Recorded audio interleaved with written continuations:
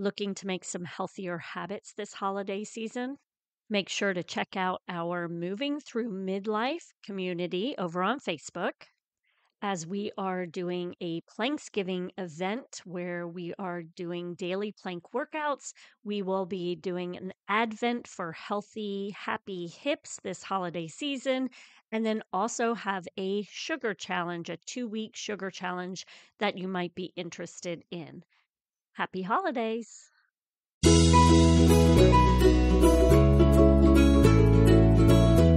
Welcome to Raising Healthy Humans, a podcast created for busy moms, where you can easily find information on health and wellness for your family. Enjoy experts who share tips on how to raise children through each phase of life. Gather current information on nutrition and wellness, and listen to Courtney, a health coach, movement specialist, and founder of FormFit, an active and supportive community where she helps busy moms move more. On Raising Healthy Humans podcast, Courtney shares her personal life experiences, training, knowledge, and conversations with other health and wellness experts so you can raise healthy humans.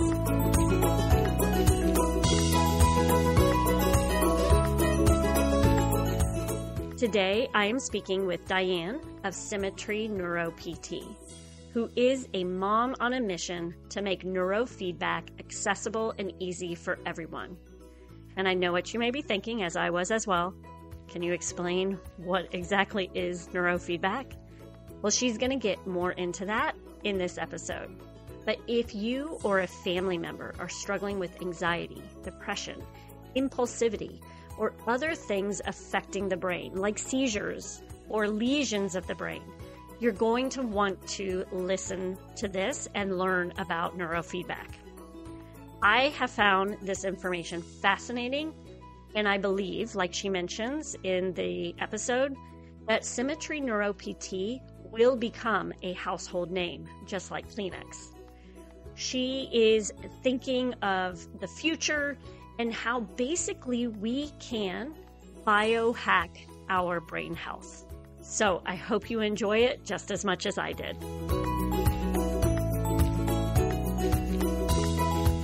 Hi, Dianne. How are you? Hey, I'm doing great, Courtney. How are you today? I am good. I'm excited to have you here. Can you tell our listeners how you got started with neuropathway training or neurofeedback? Yes, absolutely. I am a mom on a mission. So I literally got into this field, or this field found me as I was searching for help for my youngest son. He was impulsive, off the charts, got kicked out of many different environments, programs, things that every time I tried to find a place for him that would work well for him, I'd get a call. We really love him, but he's not following the program and you need to come and get him. That's how extremely impulsive he was. Okay. And he was totally running out of options when I was introduced to neurofeedback. Okay. And can you explain to us what neurofeedback is? Yes. So neurofeedback is really a way to teach the brain to produce healthier patterns. Our brain is communicating with what they call brainwave activity, and it's chemical reactions and communications in the brain. We're able to measure that brainwave activity, and there are certain patterns that are healthy in a brain, that a brain is functioning well and communicating well and has impulse control and isn't anxious and all of that. So it's technology-driven learning, really, being able to measure those brainwaves and teach the brain how to produce healthier patterns. Okay. So this is interesting because I have my daughter, which my listeners haven't learned about this yet, but my daughter was just diagnosed with epilepsy, kind of came out of the blue, did not know anything about this. So I am kind of on a mission myself to try to figure out what's going on. Now, I do know for her situation, there is a lot of information about she suffered a stroke at birth. So that probably has a lot to do with it, and hormones in puberty. Okay. I was going to ask how old she was. Yeah. Yeah, she's That 11. So she's hit that point. Mm-hmm. But I've been learning more about, our gut and inflammation and things like that, which I learned about, but I kind of got lax on with her. And when I watched your video on your homepage, and it was very interesting to me to learn like from this different aspect. Yes, you do talk about diet in there, about some of the signs and symptoms of having some of these neuropathway, I don't even know what you would call it, but changes maybe due to various different things, right? Yes, and we refer to it as dysregulation. So there's a well-regulated brain, and anytime those patterns are off, it's dysregulated. That's the term we use in the brainwave activity. So yes, Okay. it all And ties you're together now. The gut, the health, the nutrition, and your brainwave activity is all very much tied together. okay. And what you're doing is working on changing the brain waves. And you mention about like Pavlov's theory, right? Is that Yeah, correct? With yeah. the okay. Can you Barry talk about Sturman. like what you're doing with the brain here? Right. So Barry Sturman discovered this whole idea that you could actually teach the brain to change the brainwave activity patterns that are being produced accidentally in a research lab back in the 60s. And that's where, your comment about the seizures comes into play, because he was just doing a sleep study with the cats, and realized that these cats were able to produce a certain brainwave at will when they gave them a little bit of milk and broth. Every time they produced a half-second burst of a particular brainwave, those cats were able to produce more and more of that particular brainwave. And then when they were put in a different study as to why then astronauts were developing seizures when they are exposed to hydrazine rocket fuel, those cats that were in that first experiment were resistant to those seizures when they were exposed to that fuel compared to the rest of the cats that were brought into that study. And they were like, what? So really, the structure and the function of their brain changed when they were taught to produce more of a particular brainwave. And that was mind blowing, and it still is mind blowing.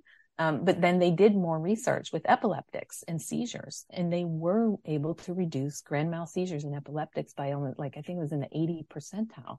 And that was published back in 1978 in the Journal of Epilepsia. So yes, we changed the structure and the function of our brain. Every time we learn something, that happens when babies crawl, when babies sit up, when, all of those different physical exercises, but also when we learn, the structure and the function of our brain can change. And through neurofeedback, you really can make significant changes in the brain. Okay. So and this is interesting because I happened to read an article about while I was starting to dive deep into this world. I read an article about how there are people that on the verge of a seizure can pull themselves back. Is that kind of what you're helping people to understand through this neurofeedback type thing? Like what it appeared to me on the video is that you're basically rewarding them for certain events, kind of like the cats and the milk, you're Exactly. rewarding them. And then Yes. the brain it's almost like when you eat sugar, that brain gets that excitement. Obviously, we're talking about positive and a negative, but that Right. same type of thing where we're getting that reward and the brain wants more of it. So the brain's going to continue to do that, correct? Yes. And then that's exactly the case. So it's technology driven. So we have a couple sensors on the scalp to measure the brainwave activity. And the software detects when the brain's meeting the healthy pattern that we want to encourage. And somebody will be kicked back watching Netflix, YouTube, Hulu, anything you want to stream online. And the software puts an overlay over top of it so that it plays brighter when the brain's meeting those goals in that healthy pattern. And it goes dimmer or quieter when the brain's not producing a healthy pattern. So that's the milk and broth. We want to see something better that we're interested in. That's a natural tendency of the brain. So for the cats, it was the milk and broth, but for us, we just want to see it or hear it better, right? And that's Right. all that's necessary. But what happens as you keep repeating that? So it's not something where you start to feel, oh, I increased 13 to 15 hertz frequency over here on my left side of the brain. You can't feel that necessarily. And it can Okay. be that detailed. But what happens of the process of rewarding the brain to produce that healthy pattern is that it becomes a new pathway in the brain, a new physical pathway, just like when we learn to ride a bike or write with a pencil. You practice, practice, practice, and then pretty soon you're doing it and you're not thinking about it. It's there, right? So that's what happens through the neurofeedback process. It's neuroplasticity. Our brain is plastic. When it learns, it creates a new pattern in the brain. And that's what happens. Okay. So I've got like 5 questions in my head. Great. I love to see the excitement on your face. Nobody can see it, but I'm loving it. We're both like all wound up, like we're going to nerd out here. So the first question, I guess, that I want to ask is for those who have been affected, whether it be like a stroke or a lesion, for those maybe with MS or things like that, can this help to, because we know that there is neuroplasticity in the brain, can this help to rewire to move past certain points within the brain? Or yes, have you tested that? Yes, it can, and it does. There's a research paper that talks about physical changes in the gray and white matter of the brain after a series of sessions of neurofeedback. Yes. Okay. And that's why people do physical therapy as well. That has a similar effect. It may sometimes take more exercises than the neurofeedback. It just depends on the approach. But it's the same concept. We're trying to get that brain to relearn something after a stroke, right? So what do? You make it look like it's doing that activity. They might physically move that arm like it should for a while until the brain starts to relearn that. It's the same concept. It's just using technology to help that process. Okay. And for those that might be intrigued by this, who all do you help? I mean, I'm talking about seizures specific to my daughter. I also work with many women who have multiple sclerosis. So that was another reason I mentioned the lesions, but who else might benefit from this? Right. Yeah. Well, most of us have the brain, and anyone with a brain that isn't perfectly well regulated can benefit from neurofeedback. So we don't just have people coming to us with challenges. We do have a lot of that: anxiety, depression, people, with inattention, like my son, impulsivity. Those types of things have responded very well, and there's great studies on it. But we also have peak performers, Olympic athletes, professional musicians. We can always improve our brain, just like we can always learn, right? So that we've got such a variety of people that are being, they're using neurofeedback to their benefit. I started out in the field in a therapeutic program where my kiddo found himself for troubled teens. So we had a lot of all of those letter labels: ADHD, ODD, anxiety was there, sleep issues were there, tendency towards addiction, all of that stuff was there. Right. And when I set up in that program with the system that I trained in, 100% of those responded in some positive way. And I was blown away. It's like, why didn't somebody mention this to me sooner, But that's why we do what we do. Okay.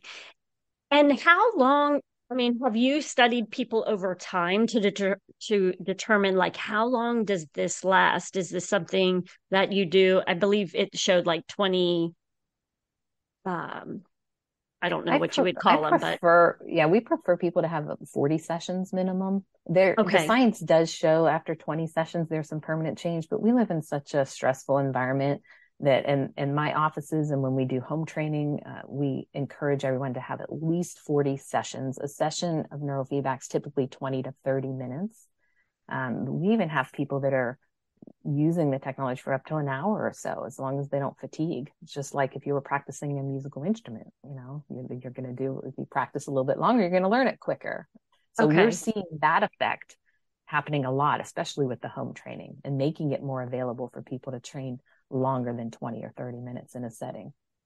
So about 40, we want the minimum. And there is long-term change. Just like when you learn to ride that bike, you might not get on a bike for 20 years, but when you get on it, you're still going to have, you might be a little wobbly, but you're still going to have the gist of it. Right. Okay. That's so it happens. Is. Okay. Yes. Yeah. That's what I was wondering. I was like, so then how long does it last? Because we get back into our habits and things like that. So I didn't know what kind of overrides. Yeah. So I'll give you the case of my son because he's my poster child. That's how I was introduced to this. And most definitely, he had 40 sessions.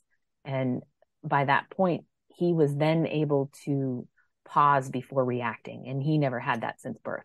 So that gave him his pause that he needed in order to function in the world, or he would be locked up or dead. That's how impulsive he was. He never had another session, and he's one of the most disciplined people I know. So that was permanent change for him. He was, 13 when we found this, and he just turned 25. And so he didn't have any additional sessions. There are some people, though, they go back to a stressful environment, a terrible job, an abusive relationship, a crappy diet, all of that stuff. And they will have times where they feel like they need a booster and maybe come back to us for something. Certainly if you're in a car accident or any kind of impact or something, that definitely can disrupt things. But the pathways that you learn when we learn, just like when we learn to walk or write or ride that bike, they stay with us for the most part. Okay. And like you mentioned, was your son having to do other things, or what was he specifically the neurofeedback? Was he doing changing his diet and all of that stuff as well? He was at multiple different programs, and back then diet and nutrition was not at the top of their list. They were just trying to figure out how to help these rascals and keep them from running away or hurting themselves. So I have to say his diet was not that great. But in hindsight, he did go through a lot of different therapies, programs, structured environments. He learned a lot. He knew what he knew. He just didn't have the physical ability to refrain from his impulsiveness. But once we did get that pause for him and re-regulate his brain in a way, now I think now he was able to apply all of those things that he learned. And he just had his first and only graduation because he got kicked out of everything before at age 25, and he's Special Forces Green Beret. That's how extreme. Yeah. Wow. That's how much of a difference from kid that got kicked out of everything, that would have been locked up or accidentally killed himself, to one of the most disciplined people. Yeah. And it was basically what you're letting us know is that there was like this pause. His brain needed to pause before react. I mean, we all need to pause before we react. He didn't have that. But then by using the neurofeedback, it was able to let the brain know how it should handle basically every situation, how it should handle thought. Yes. Almost, right? Yeah. It gave him the physical pathway in his brain to be able to, stop and process something before his body physically just reacted to its environment. Yeah. So we helped his brain better regulate, and that was his primary benefit. There are other things that come along, and you never can really predict exactly what the first thing will be, but a well-regulated brain, that person rests better, they focus better, they can manage their mood regulation a little better, and those types of things fall into place when you have a well-regulated brain. That being said, and I think we mentioned this earlier, there's no perfect brain out there. I have yet to see a perfect brain map, because that's how we start our process. We actually put a snug cap on the scalp, put a little gel on there, and we take recordings of the brainwave communication, the brainwave activity. That gets compared to a database, and we get a detailed report on which areas of the brain are functioning well and which ones are off. So there's no perfect brain, but the goal is to teach the brain to produce healthier patterns and go a little more towards that norm and a little closer towards that healthy pattern. And people usually find some symptom relief through that. Okay. Just a question, as you were saying that, I was wondering, because you mentioned like performance athletes, is there a way to, like, if someone's like, I need more creativity, like, is there a way to kind of pull a specific area of the brain to get that area to fire on more? That's really a great question. That is a great question. Everybody wants us to go to one specific area and be able to better regulate one area and then go from there and fix it. And the brain doesn't really work like that. It's more like a Rubik's Cube. When you do train one area of the brain, like the whole goal of neurofeedback is to help better regulate the brain as a whole. But we may work on certain sites that are more dysregulated, but you never know which areas are gonna change the most. And sometimes the brain has to, again, think of that Rubik's Cube. Sometimes you have to mix up a few colors to get all of them on one side. That's how the brain will change. It'll shift in Okay. different ways, and we don't exactly know which area will shift first. But if you are moving that brain towards a normal, healthier pattern, things are going to click and come online and be easier and make people's lives easier, basically. Okay. Okay. Yeah. Now, One other have point you? on that, if you don't mind, Oh, there's of one other course. point. We do have a protocol that we use that was, again, from back in the 70s called alpha theta. And it's not training certain brain waves up or down or left to right communication, but it's using neurofeedback by measuring those brain waves to take you into this very deeply relaxed, almost like Zen Buddhist monk meditative state where you're right on the edge of sleep. There have been multiple studies with that one that it increases musical performance ability, creativity, the golfers, that's where the peak performers like to get into that, because the busyness of our, conscious brain is out of the way and our subconscious is doing the processing and the work. And that one has been really powerful for creativity. Okay. Interesting. So with this, you had mentioned anxiety, depression. What would make someone think I need to do this? I mean, I know you said you handle all types of things, but for, say, my listeners, is there anything that they should be paying attention to, that might be something where they might want to come seek your Right. Yeah. Good information question. out? So in the past, the people that found me were in those, excuse me, desperate positions like I was, Right. with my son and running out of options. And that's Oh, sad because this should be a household norm. Just, we have access to all kinds of technology. Why wouldn't we be using this in our homes for, when you're not sleeping well and you don't want to pop a pill because the pill doesn't really give you restorative sleep, that kind of right. thing. Just little things when you are feeling that anxiety and having trouble with managing your situation at work. You would turn your neurofeedback system on instead of pop a pill, Right, right. And so I have to say, historically, it was really desperate people that would eventually find us. They're searching and searching and searching. And that's how it came to me. I mean, we were totally out of options when somebody told me about neurofeedback, and it would have saved me a ton of stress and trauma that my family went through in debt, had we known about it before. So part of my mission is to make this more of a household word so that you don't have to go through all of that agony looking for many different options. And I would like people to consider it sooner before they go to the doctor for a prescription, before Right. they start to lose hope. Hey, let's just map your brain and see what's happening in there. And if it's correlated with what you're experiencing, why not try this? It's non-invasive.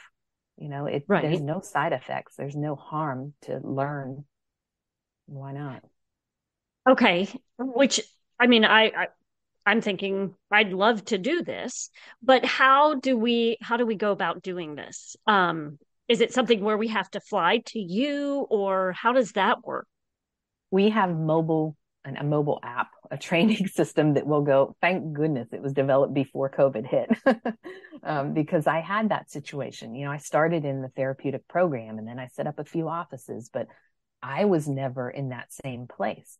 And so we had an actual software developed that makes it very easy. It's easier than the clinical version if there is a provider in an office. So it's made to just, 4 steps. Open this up, put your sensors here, plug in your amplifier, click play. And of course, we don't just send that out to people. I have coaches that zoom in with you, walk you through it. They're monitoring it from a distance. We have a whole case management team that will go in there and look at the sessions afterwards, every 10 sessions, and look at how your brain is responding and decide where to go from there.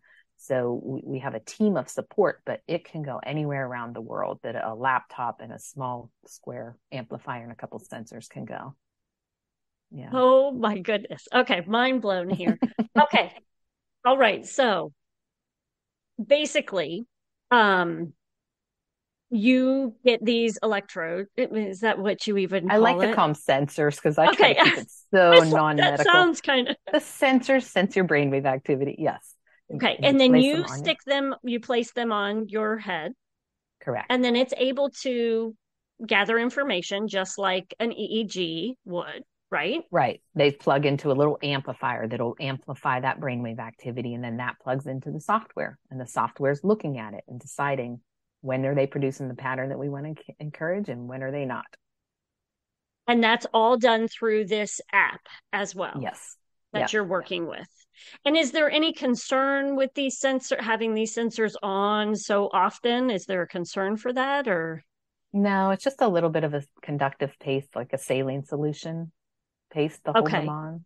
So Okay, that no, you would pull them on and everything. nothing's going in. Remember, I mean, anytime you think about electrode or putting something, you think something's going to go in, and that's not the case. We're just measuring. We're just putting it on there to pick up that activity. The wave. Okay. Like, Yeah. yeah, like the waves on in your phone and Yeah, and like taking your electromagnet. blood pressure. Yeah, take Right. your blood pressure with a cuff, or checking your body temperature with the thermometer. You don't. That's all. It's just measuring. Okay. And I believe you kind of mentioned it here, but I also noticed it for people, and we just happen to be speaking about not speech, sleep this month. Sorry. Sleep. Um, Yeah. how might this help those of us who struggle with sleep? Is this Sleep. something we could then use to help us get into a deeper sleep and things like that? Absolutely, because that is one of the most important things for your system to operate in harmony. And, if your sleep is off, a lot of things are difficult. And when the brain starts to better regulate, that's one of the first things we're watching for, more restorative sleep. It's very key, and it's helped a lot of people. I'm one of those who never slept most of my life and ended up with an autoimmune disease. And in hindsight, I realized I had a sleep issue since I was a baby, and nobody realized. And so, and it took a lot of neurofeedback sessions, and all of a sudden, I realized it doesn't take 2 hours to go to sleep. Like, I never knew that. I never knew that it was only supposed to take 15 to 20 minutes to go to sleep. I just normally thought everybody took like 2 hours to process your day and memorize music and think about what you're doing. But sleep is so huge. And that is definitely one of the first things. And a lot of people come to us with help with sleep, for help sleeping. Okay. And are people getting what they want out of this? Like, are they seeing the changes? I know you said your son's the poster child. You have as well on, on a percentage basis. Is it 100% of people seeing differences, or how is The that? funny thing is when I first went to that therapeutic program, 100% of them responded in a positive way, staff and students. And I was, like I said, it just threw me for a loop. I'm like, you've got to be kidding me. Why didn't anybody mention this? And so I went on the rampage to train as many doctors as I could to do this. I became the trainer. I opened a bunch of offices. I started the home training. And then I started to see a lot of different people rather than that controlled group. Okay. But even so, about 94% of people respond in some positive way. We have very few that don't. And that is going to be the person that is still sabotaging themselves, with some kind of substances, or if they're in a very abusive situation and they can't get out, or bullying, something like that. We'll see them kind of look like they're improving and then slide back. Okay. Anybody with a real metabolic issue that is not being properly addressed, like a thyroid, adrenal, blood sugar, something that's really chemically out of balance in their body. And we can kind of see some indicators in that in our intake assessments too. What is the other one? Heavy metal toxins. That will slow your progress. And marijuana is one of the key things that can slow your progress with neurofeedback. But aside from those key ones, most people, their brain is able to learn. And again, as we just start to better regulate the brain, something's going to improve in some area. Not to say that every person comes in there and they become the perfect person. Like my son, he gained that pause before reacting and everything, but he still did his teenage stuff, and we still fought, and I was still not happy about some of it. But the difference, you're like, get back under there. Yeah, we still bucked heads, but I knew though that his decisions were now his own. They weren't just a reaction to his environment. So I was able to handle it differently. I was able to say, well, I know now that this is his choice versus, hey, he can't even control himself, So that was significant. Okay. Do you notice another question? Because I know we all have neuroplasticity, but also that children are more, the plasticity in their brain is much more. Do you notice that they tend to do better than adults, or do you just still see, because you're providing them the positive reinforcement, do you see it the same? I see it pretty much the same, way Or do up you? into the Okay. elderly. Oh, Yeah, wow. amazingly enough. I know kids are constantly changing and everything's going to change quicker for them. But that doesn't mean that a 70-year-old doesn't respond just as quickly.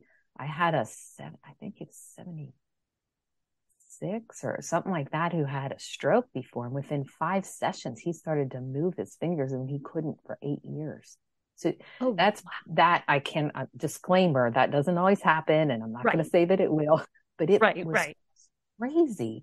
We were like, he came in after not being able to move this hand for all those years into our waiting room, called me and my technician over and said, look at this. I didn't even tell my wife because I don't believe it.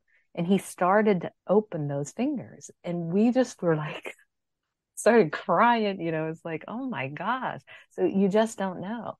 But that was extremely quick response. Yeah, that's amazing. That's crazy. Yeah. Yeah, But yeah. it can happen. Okay, so if we are interested, where do we need to go to find you? So if you're interested in receiving the services, we have a number that's 1-844 on, or you could go to Okay. our website, symmetryneuropt.com, as a neuro pathway training, symmetryneuropt.com. I'm sure you'll post it under Yes, your I will. blog. Everything will be in the show Yeah, notes. yeah.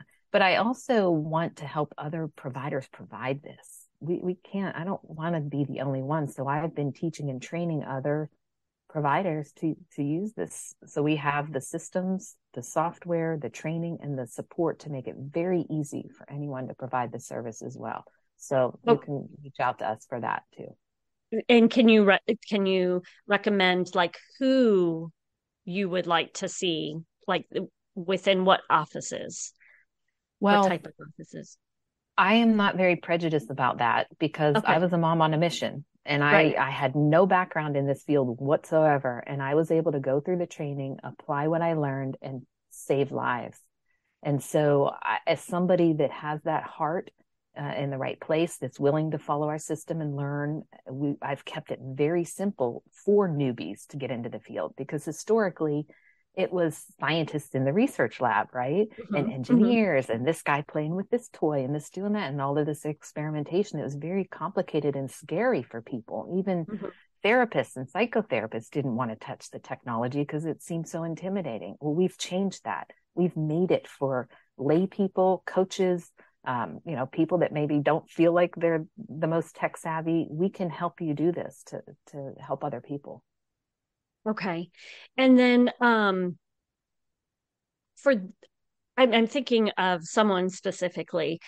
If epilepsy is like they're dealing with a lot of seizures, is there, would you then extend the amount of time?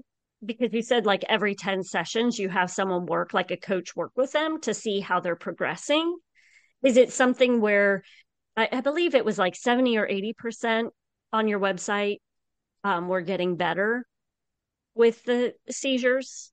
So is Right. that Yeah. The something? research said about 80. I think in the study in 1978, I believe it was like 80% in grand mal seizures were reduced. Okay.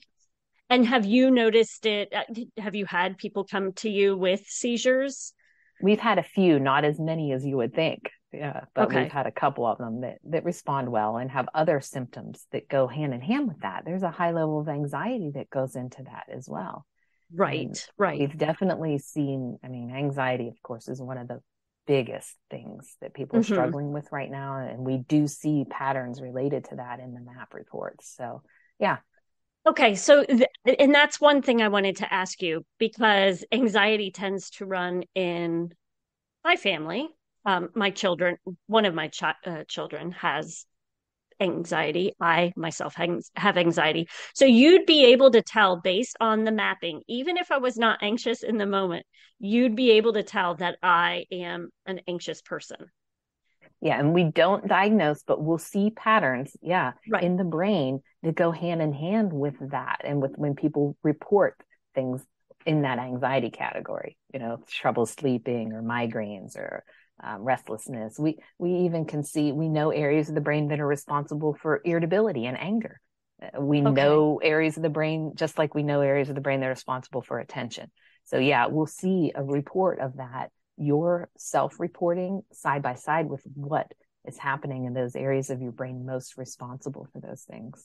And then we pull that together.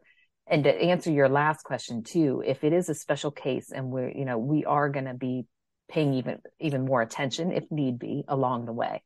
The coaches so are you always work with looking people specific to specific needs. Absolutely. And that's just our general guidelines. Some people will just do a map and run 20 to 40 sessions and then look at it again, where I feel like we are right in there every 10 to reassure people. And that's a lot more than some people do. But if there's other needs, and we always just group together as a case management team and discuss the cases to do the best for that individual. Okay. And then you also mentioned that if someone's not making progress and you said you're able to see, like, if it's a thyroid issue or something, to where you can then let them know, hey, you need to go get this checked out.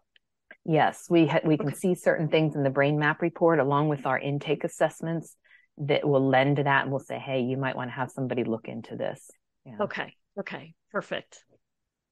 I love this. I love everything about it. Really... Thank you. And it doesn't replace everything out there. Remember, it does work in conjunction with everything, with occupational therapists, with, the other counseling, everything. It just can enhance the effect of it, because when your brain is properly ordered, you get things better. You can get past that stuck point where you end up with some different types of therapies. Well, and it almost makes me wonder, why is this not more readily available to people? It always makes me wonder that every single time I talk about it. I'm like, why? That's why I'm here. Yeah, you would think every neurologist would just have this as a part of their office. Yeah. And there's a couple different philosophies on that. There's, of course, the big pharma philosophy that is not supported by the drug companies. So we don't have the big multi-million-dollar studies. It started in a research lab accidentally. It wasn't the intention to create this as a new therapy to put out there on the market. It was accidentally when those cats became resistant to that toxin. And so it started out as small, private, kind of scientific-like engineers and difficult software and expensive equipment that you couldn't just have at home. And you wouldn't know where to learn about it because everybody was still experimenting and just trying to figure it out. So finding the education, finding the equipment, and finding the support was a little difficult in the past. And that's why we're bringing it all together and making it really easy now. And the more we do that, the more we have people like you that have interest in this and sharing it with, the consumers, because it's not going to come from the top down. It's not coming from the insurance companies and big pharma and that realm. But if it comes from us up, pretty soon we will have it as a household word. And like we should, like we have our cell phones, we use technology to do damage. Why wouldn't we use it to help? Exactly. Yeah, exactly. So my dream is, this is funny. My team laughs about it a little bit, but our Symmetry Neuro-PT. So the Neuro-PT means neural pathway training, but it's kind of our coined term for neurofeedback. And I want that to be like the Kleenex is to tissue. It's like, did you do your Neuro-PT today? Of course I did. Why wouldn't I? I was like, it's sitting over there. Hey, did you do your Neuro-PT? Yes. Hand me my Neuro-PT. I mean, that's what I'm hoping for. I don't think you're far off. Thank you. I really don't. I think where we are moving as a society, I think this could be huge. Yeah. And I'm sitting here just thinking about it right now. The fact that it gives me goosebumps that this literally saved my son's life. There's those extreme situations, and we're dealing with a lot of instability, and the anxiety levels going up, and the environments are very abrasive, and this literally can save lives, and there's no harm. So why not? Right. Yeah. Just give it a try. You never know. Yeah. Right. So I appreciate you having me on here and talking about it for sure. Of course. And I'll have all of your information in the show notes. Is there anything you want to leave with the listeners? Any information? I think we covered so much. I mean, we just call us and have a chat, with myself, my team. I have an amazing team. They all understand the mission. They're all, trained to really support you throughout the way. And definitely the providers too. Don't be afraid of it. We have multiple options to help you provide this. That can be almost hands off for you. Like I'll literally place a technician in the office for you, place the equipment and let you, help your clients. So we'll find ways to do it.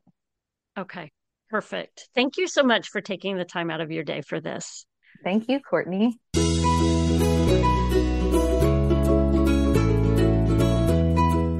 Thank you for taking time out of your day to listen to our podcast. I hope you found this information valuable and hope that you can immediately use some of the information that was provided. Make sure to check out the show notes for all the links that we discussed today. We would also love for you to come join us over in our Moms Raising Healthy Humans community on Facebook to provide us with information moving forward with the podcast. We also provide you with a monthly focus to help you and your family live a healthier and more fulfilling life. And if you are interested in diving deeper with us, we offer different memberships to participate in so that you can get to know us on a more personal level. We offer monthly challenges, live events, on-demand and live workouts, meal plans, and so much more. Just head to formfitonline.com to learn more.